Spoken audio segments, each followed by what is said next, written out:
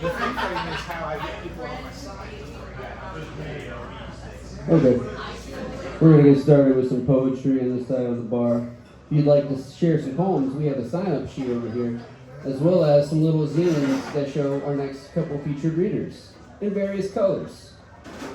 So, yeah, come sign up, grab one of those. We got 2 out-of-town features tonight. Evansville, Indiana's finest. We got Jonathan S. Baker, the trans guy. Yeah. And in the back over there, we got Nick Wentzel. Yeah. I think we're going to start with Jonathan, so I'm going to read his bio. Jonathan S. Baker lives and works in Evansville, Indiana, where the Christmas trees are perfect just the way they are. They are the host and organizer of Poetry Speaks, Indiana's longest-running poetry series. They are also the co-editor at The Grindstone and the editor-in-chief at Pure Sleeves Press. Jonathan has published 13 books of poetry, including Cock of the Walk, Raised in TV, Long Nights in the Stoplight City, and Pressure by Two Key Customs. Woo! Jonathan's newest release is Centaur. It's over there. It's with Tony Brewer, who's an excellent poet. And Dark Heart Press put that out. So everybody, put your hands together for Jonathan S. Baker.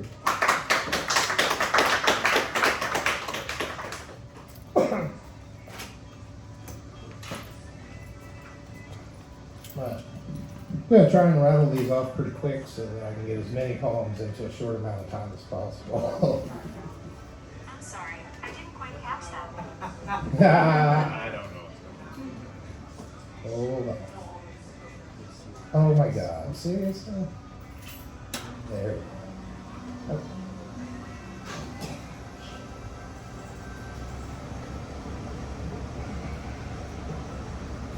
How's everybody doing? I'm real unprofessional. Actually, the first poem I'm going to read is not even by me. I like to read poems by other people sometimes. And this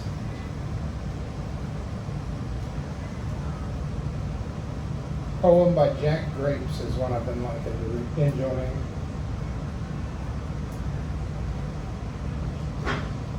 I like my own poems by Jack Grapes. I like my own poems best. I quote from them from time to time, saying, "A poet once said," and then follow up with a line or two from one of my own poems appropriate to the event. How those lines sing. All that wisdom and beauty, why it tickles my ass off its spine. Why those lines are mine, I say, and Jesus, what a bang I get out of it. I like the ideas in them. My poems, ideas that hit home, they speak to me. I mean, I understand what the hell the damn poet's talking about. Why I've been here, I've been there, do the same thing, I shout, and Christ, what a shot it is, a shot. And hey, the words, woo! I can hardly stand it, words sure do not fail this guy, I say. From time to time, from some world only he knows, he bangs the bong. I can feel it, in the wood of the word, rising to its form in the world. Now you gotta be good to do that. I say, and damn, it just shakes my heart, you know? Thank you.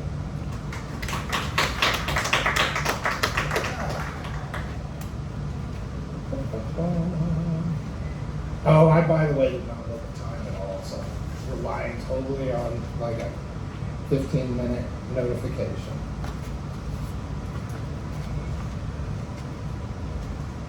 I will try to do better next time. I'm just trying to live the best life for myself, and if you don't like it, I will try to do better next time.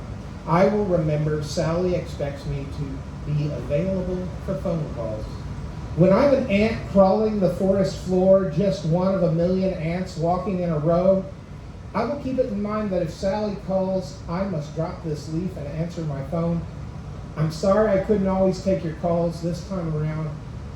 I should not allow for my family and my work to come between myself and your spoken truth. Know when I have moved on to a new body in existence, before even the queen of the colony, you will come first.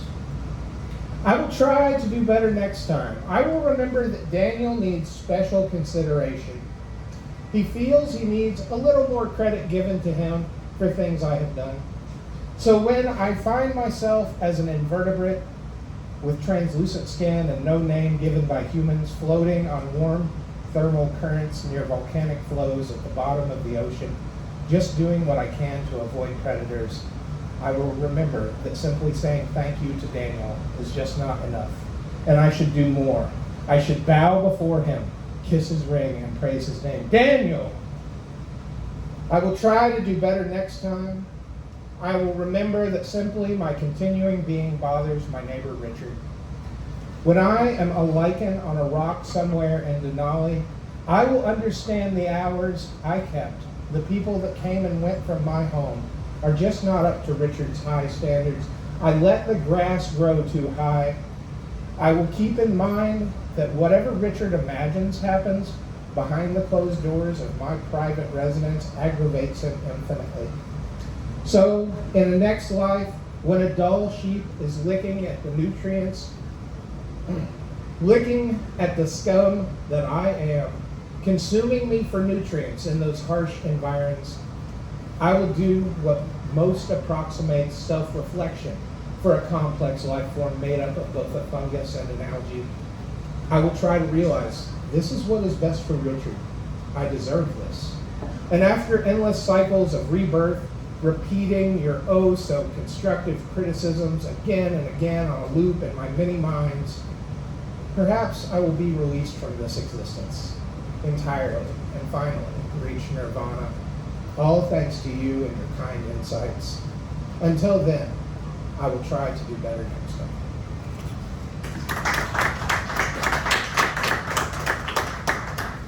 Thank you. Brother, there is a starving coyote, ragged and beaten in the yard across the street. Life has been merciless. The thing glares at my soft home with conditioned air and stocked pantry. Inside, I am sinking into pillows and blankets. The mangy thing sits, waiting impatiently, annoyed that I am not coming out to snap chicken necks and run wild.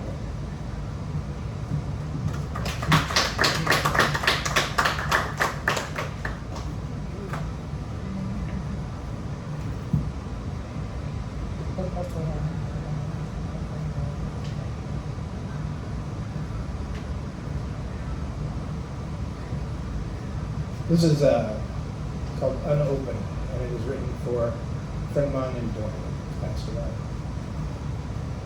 I went to a party once where a guy taught me how to hold fire in my palms, and he treated me like the coolest guy on earth.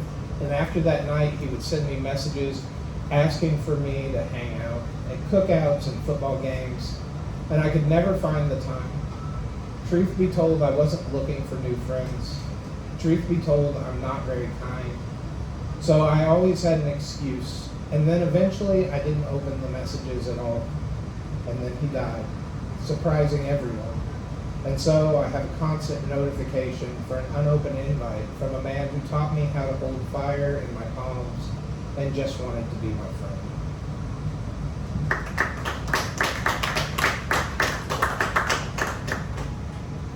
This next one is called Ed's Fire. Backwoods Ed spraying fuel on the bonfires instead of talking to girls or boys or whatever, never trying to get his wick wet. Just standing there staring, flames mirrored on his thick-cut glasses, balanced on a face carved from a log of bologna, giving the fire looks the way a burning man must lust after a swimming pool.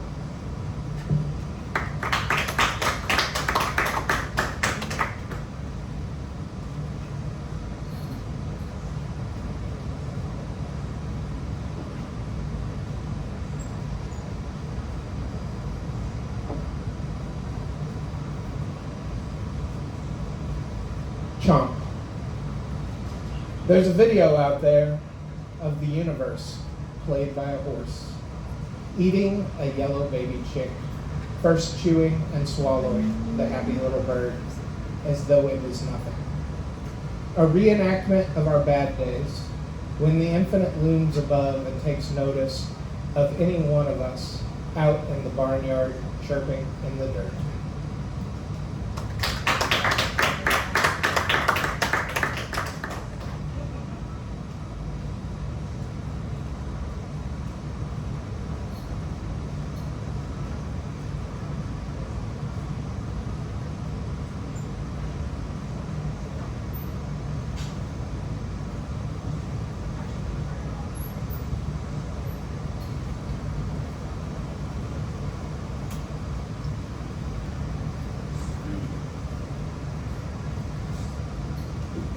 Show me. Everything is pointless and meaningless and awesome and interesting. I know that the magician tricked me. It is so much more magical knowing how he tricked me. Sometimes I want to hear about the experience that inspired the poem more than I want to hear the poem. Maybe just tell me what happened. Tell me how you felt at that moment. Please don't tell me about your broken toy that is your trauma, the tree that is your growth, the boat that is your journey. Just tell me how your day went. Because I do want to see how the sausage is made. I want to learn the logistics of making sure that thousands of grocery stores across America have a full case of fresh, bloody meat every single day. Tell me how a living, breathing creature gets to be an unsold package of ground sausage thrown into the trash. I know the children are hungry, but how did they get there?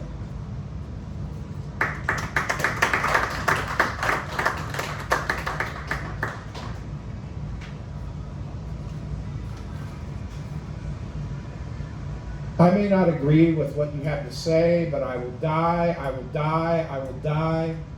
I will die, and eventually so will you. And then the whole of existence will cool, and silence will spread like shadows at dusk. All of that kinetic energy from your words and mine, movement, heat, and light will hop from particle to particle, becoming bombs and baby's breath, and beating butterfly wings felt like Krakatoa oceans away. Before our bodies expelled the words, before our minds composed the lines, they existed as flesh and grass and the brilliance of a star, burning since long before Sumerians carved language into clay, burning before primate mouths could shape intelligible sounds. And now, here and today, solar radiance is dulled down to epithets at a red light, traded between frustrated strangers just trying to make it home before the heat death of the universe.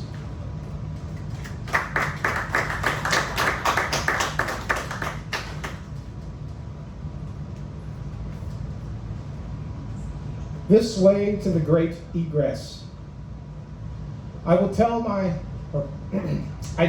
artist friend we need art just the same as food or oxygen or the feel of skin warm and welcoming against our own. That's just the banana dean talking, a coping mechanism, courtesy of Pierre Brassau, self-important self-medication, the gift of grift, just a temporary salvo for the pain of existence, the ache from treading water, hoping to be saved by schools of Fiji mermaids before currents pull us under. There are escape tunnels on rock walls, masterpieces painted by Coyote, distractions from systems we uphold like Atlas or maybe more like Sisyphus. Everybody complains about the weather, but nobody does anything about it.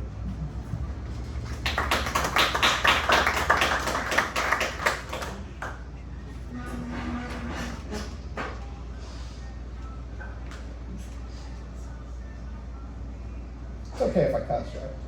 Okay. Richard Pryor. Young Richard Pryor does stand up in a dark, near-empty club, but he isn't telling jokes. He's talking about how much he likes sucking dick, and occasionally he deepens his voice doing a character, a man reacting to him, Richard Pryor, talking about sucking dick. The audience is shocked and nervous and outraged, and it's fucking beautiful. And it doesn't stop. No punchlines come, no matter how long he talks about slobbering on some anonymous dick, it never comes. Richard Pryor goads the audience, attacks the audience, brings out all the moans, screams, and laughter of a psych ward in a full moon just by being young and black and queer and himself, and it's amazing.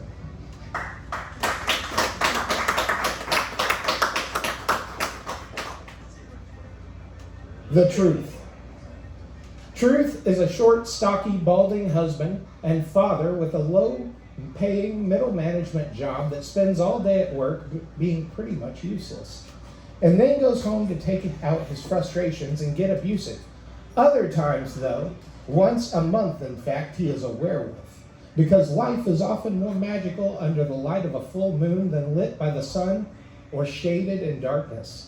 In his lycanthropic form, he runs wild through the tall fields of grass at breakneck speeds, foaming at the mouth, terrorizing innocent livestock, souring milk, and feasting on chickens.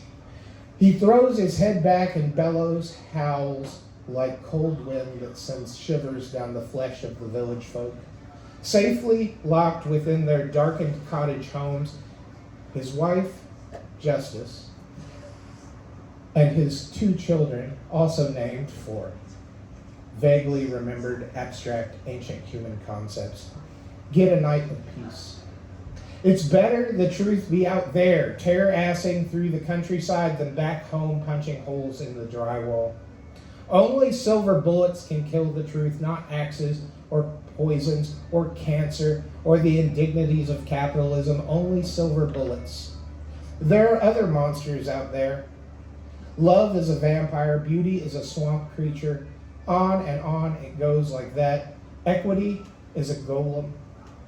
But the truth has always been a short, stocky, balding husband and father with a low-paying middle management job that is also a werewolf.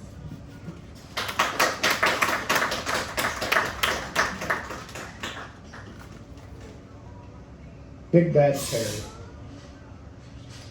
Back in my days selling toilet paper and television sets, I would spend over an hour at the end of the night sitting out front smoking, not going home, watching the other people walk out to their cars, loading their stuff. I would wait for something to happen. And then Big Bad Terry, who traded his Harley for a floor scrubber, whose thick mustache framed his mouth like mounted bullhorns, would take his break, sit next to me, and begin to say the most beautifully awful things about women. Burning a cigarette, staring off across the parking lot at the end of shift nurses, the waitresses in uniform, and the mothers buying gift wrap. I would lick her turd cutter clean. I would eat her asshole pink. I would wear her like a diving helmet. And I would blush.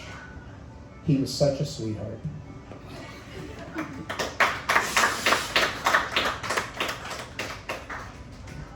How we doing? 4 or 5 more minutes.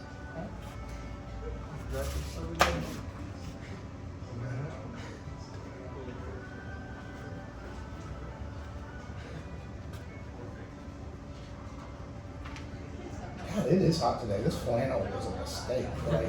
I get compliments on it all the time. It looks good on you. Thank you.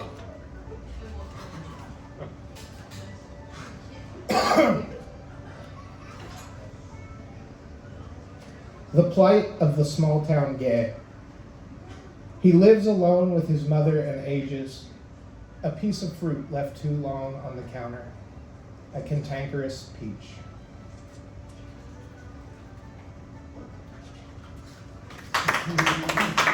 Yeah, some of them are real short. Trust issues. A song comes on the radio and my ex-wife is sitting above my dying mother, stroking her fine thinning hair, singing to her, "Every little thing is going to be all right." I didn't know the song at the time, but I loved it, and now it's mine, to be held on to like Godwin's gold. And I know all my loves forward with whom I should share this could be hurt by this, but a past tense person that is still me can feel it. I weep as the radio plays, and I know back in that moment that I loved her more than I ever had before, and now from here, from this place in the future, I can see that it was more than I ever would after, and maybe that made the end gentler, like a roller coaster ride coming to a peaceful halt. The universe is inherently unfair. Stuck there in that moment are 2 women who love me more than I will ever return. I know that the person who is me, living in the past, terrified and distraught, and the person I am now, who knows every little thing, is in fact going to be all right. Still love her in that moment. Even if I don't love her now, even if I keep my distance because that love exists and bleeds into other moments. So I don't trust myself or my memories or anyone who stays friends with their exes.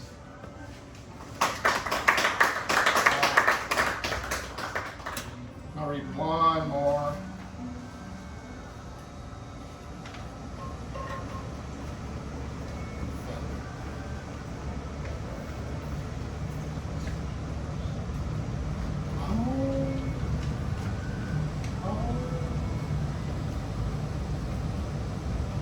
I'm going to read a couple more because I got one. Here and now, we have become the happy little black and white 90s movie with sarcasm, REM soundtrack, flannel shirt, cigarette butts, and the cute girl that is smart and disinterested. Our every moment is a grunge band album cover. And it's what I idolized when I was young, and now that I'm young, I idolize that which is looking to become me before all the disillusionment. And day trip. Crisp, brown grass, dog toy scraps, and cigarette butts surround me. I am relaxed, so are my standards. My harshest critic is silent. Inside, a gummy bear sits on top of my breakfast. I've been petting the dog for days this afternoon. The uneven spots in the yard are rolling like the ocean. The sun is unseasonably warm behind my heavy eyelids. Arizona, she checks on me. That I am happy and breathing, and I am. I'm fine. I'm fighting to stay awake, falling asleep, or passing out, or full on dying. I'm not sure which. None of that scares me, but I am afraid the neighbors might call the cops about the unresponsive body lying slack across the glider, and my peace will be interrupted. Thank you, Aaron.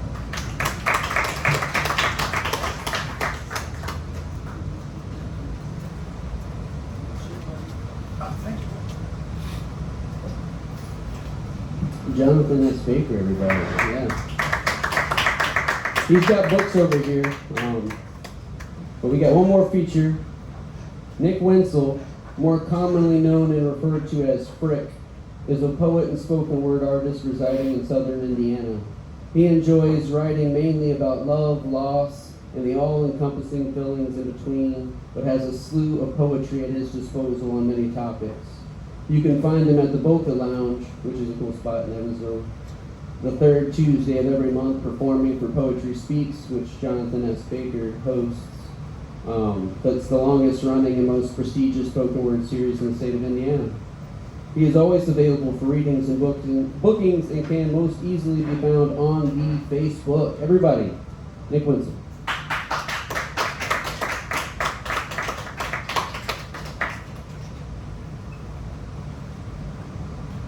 Oh, how's everybody doing tonight? Oh, let's start with this one.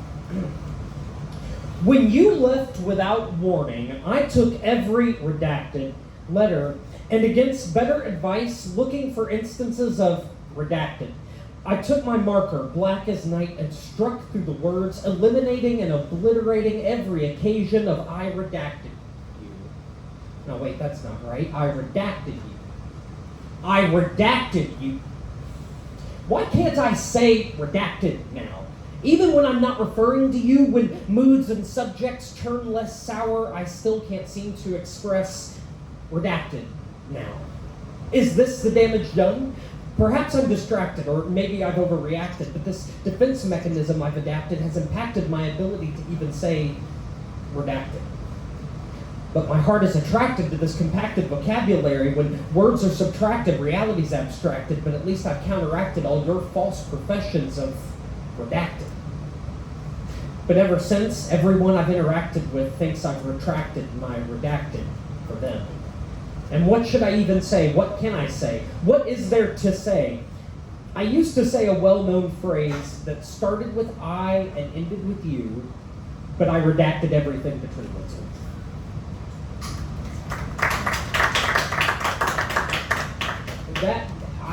I like that one. That's one of my favorite ones to do, but it didn't make the cut for my book. That's one of I call that one of the B-side poems that just didn't quite make it in here. Moonlit 101's available over here, and it's got poems that, and haikus even. I love haikus. But it really go through all of the feelings through, I mean, not just love, but grief, hope, despair, bliss, all of it, right? I try to cover everything here. And eventually, collect more and more love poems, and the classes will get harder and longer, you know. But I want to read a couple from this book to you guys. The first one is called Glimpse. I'll be the omen to your prophecy, and you can be the oracle to my seer. We can gaze at crystal, chart the stars, interpret visions and dreams, and then, if we don't like what the future has to say, we can simply rewrite it together.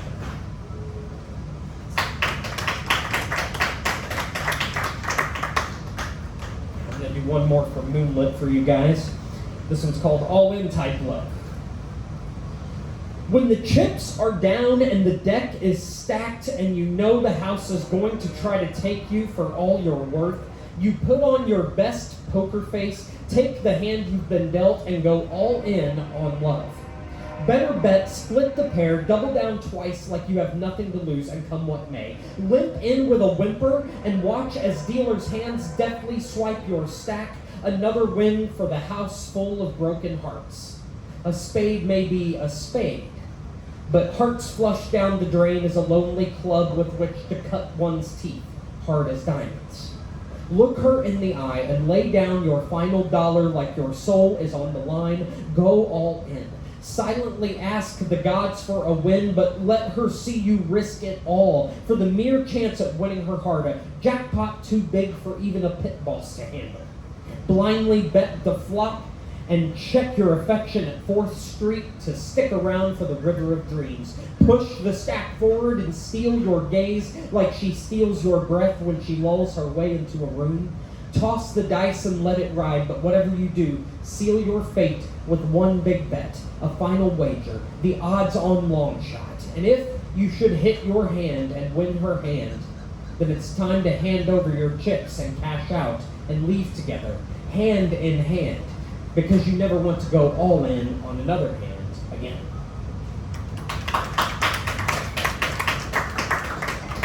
Okay. Now, lest I make a liar out of myself and Drew, I do have poems that are not about that topic. This first one I'm going to do for you guys is called The Outlaw. Do you see the big, tall man with the raggedy, knee-torn jeans and holes in his shoes searching for a place to sleep? See him and know that he is a criminal of the highest degree, nefarious villain and lawbreaker. His crime is not the knife he keeps for peeling fruit mostly, or self-defense in worst-case scenarios, no. Nor is this a crime of disturbance. He is not experiencing a high, a delusion, or an episode, no. Instead, our outlaw, vagabond, and tramp has committed the most serious offense of carrying with him a pillow. Certain state governments call this man lawbreaker, or perhaps more fantastically a scourge on society for the dastardly deed of wanting peaceful sleep. Well, not on America's watch, partner. It's perfectly fine for you to lap 4 walls and a roof, but if you think for a second you'll peacefully lay your head down in public, then I guess we are squaring off. A high noon saloon showdown, the leather boot of justice poised down at the ready to positively stamp down on this voracious evil. Pillows and blankets are for homeowners, American justice says snobbishly, or renters, chimes in capitalism. Never mind about rapists and school shooters, cry police and the judges. There are people sleeping outside.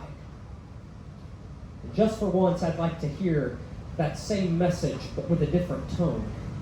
People are sleeping outside, wept the congressman. People are sleeping outside, said an embarrassed and befuddled mayor. People are sleeping outside, said the legal eagles, who refused to prosecute anyone except for those who perpetuated the current unsustainable system. Instead, the people repeating this phrase the most are the caretakers and the community leaders and the so-called woke and aware and the houseless themselves. There are people, and they are sleeping outside. But the coppers and the silver hairs and the A-plus platinum gold standard NIMBYs say it with a chuckle and a typically quippy line about trying harder or bootstraps. They shake their heads, and between them they're one collective brain cell, and they almost smile. You see the big tall man with the raggedy, knee-torn jeans and the holes in his shoes searching for a place to sleep? See him and know you are one calamity away from being criminalized for wanting sleep. Peace. For carrying a damn pillow.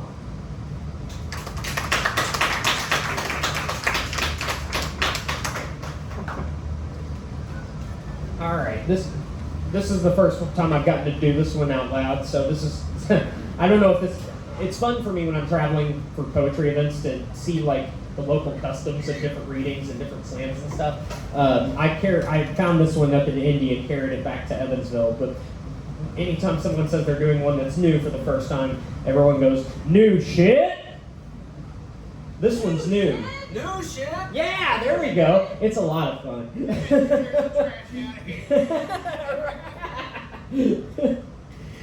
There is a Planned Parenthood in my hometown that meets the needs of men, women, and families across the gender spectrum every day, and those who would fight to restrict a family's rights in the doctor's office are also always present. Well, almost always. And isn't it a funny thing to believe that babies are being killed? They're not. And that abortion is murder? It isn't. Means to cling to signs and pearls while jamming up the sidewalk in the path of any and all, regardless of the reason for their appointment, unless it's chilly, or raining, or snowing, or too hot, or if the Colts are in the playoffs. Unless, in these conditions, there is not a protester to be seen. And isn't that a funny thing? Yeah, apparently we can only be pro-life, weather permitting, no rain checks. It's almost as if it's not about babies even a bit, but rather a commitment by a demanding, demeaning ruling class to compel the surrender of autonomy, to command control, and to force those who resist to walk backwards towards a cliff with our eyes closed until they've knocked the wind, the rights, and the life out of each and every one of us. And all I can think about still is that your beliefs are only worth standing up for as long as the weather is nice. As long as your comfort and your religion and your horse blinders are prioritized, and as long as the weather is nice, and only if the weather is nice and resistance is minimal, as long as it's easy, and as long as you're scoring points for the afterlife, and as long as the weather is nice. Isn't that fucking funny?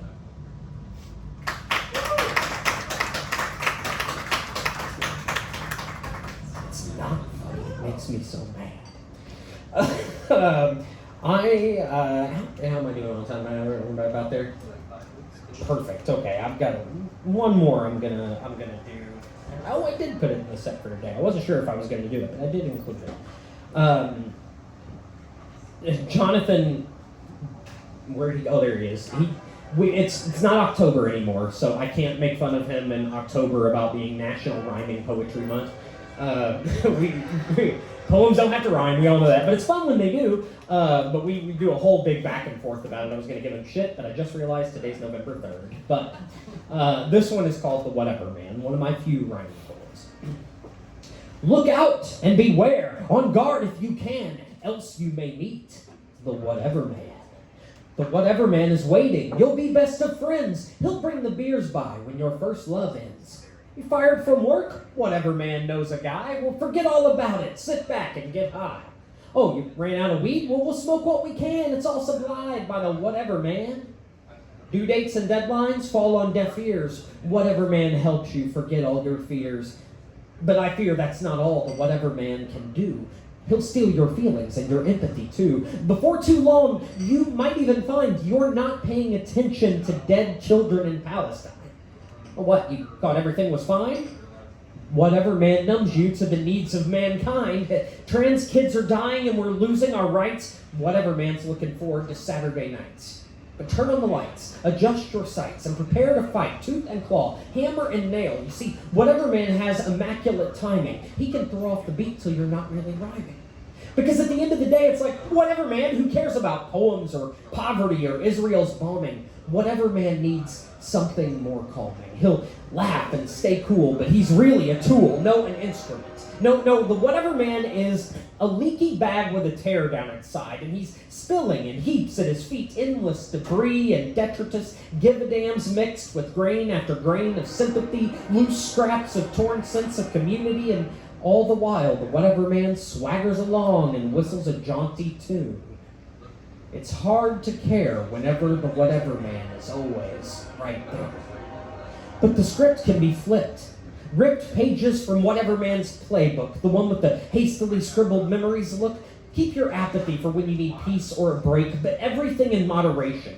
Exit the cave of self-loathing and leave the whatever man to rot, because he cannot plot a lack of caring on his own. No, he needs a willing subject, a peer, an ear bent low for his whispers to burrow into. Instead of listening, though, allow the breath in your lungs to power forward and help the whatever man taste his own medicine. And then, as the veils of darkness peel back at dawn's first light, whatever man won't have the energy to fight. Desist with your apathy, use all the might, grab the jaws of whatever man and shut them up tight, grab your muzzle and glue and a staple or two. The time for listening to your heart is long past due. Kick out the whatever man and try this on for size. Good affirmations are better than whatever man's lies. Repeat them as needed and know them by heart. Ignore the whatever man, just do your part. Whatever man's never gone, so be sure that you know that your kindness and caring will steal the damn show. People need hope, and that's plain to see. The whatever man's place is not here with me. Hey, thanks for having me, guys. I appreciate it. Thank you.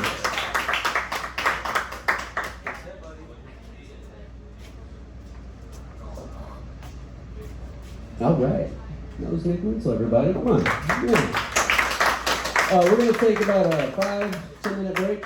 Sign-up sheets right here. Everybody sign up. Everybody come look at the books and maybe talk to the poets about their books. They like that kind of thing.